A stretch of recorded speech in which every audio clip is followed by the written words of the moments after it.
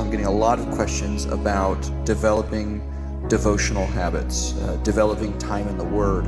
And, working with high school students, all of their homework is on a device.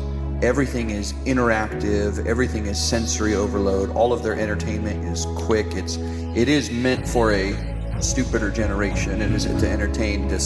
We don't hold our attention spans longer.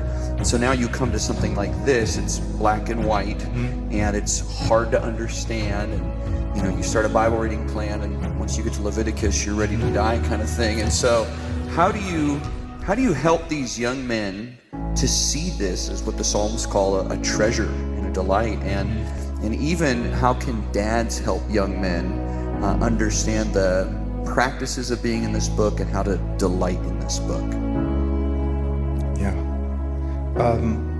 The first thing that you have to realize is when you see someone who seems to be given to prayer and the study of God's Word, don't buy into the lie that they do that because it's easy for them, that they have a special gift.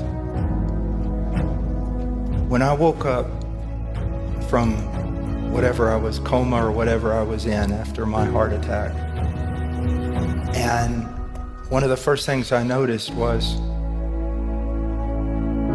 the pain was unbelievable. They had pounded me with that machine so many times that it felt like all my ribs were broke.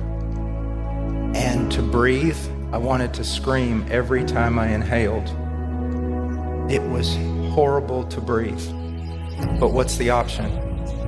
Die. And that's where you've got to come to that point.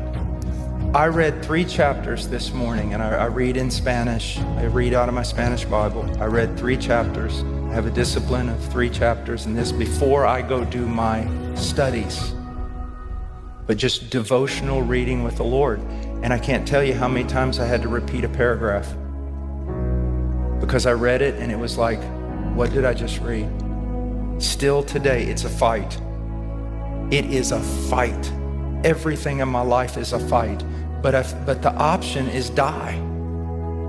And that's what you have to see, young man. You have to cultivate discipline. You have to create it.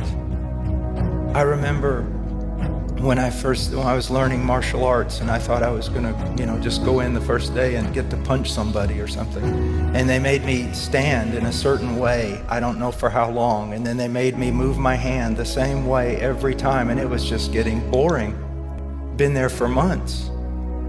And then one day I walked in and the professor or whatever, all of a sudden I saw a punch come straight at me. I mean, out of nowhere. I didn't even have my gi on. And as a punch just flew across my face, and I remember cross blocking like that. And I went, wow, that was pretty cool. And the thing is it's developing discipline.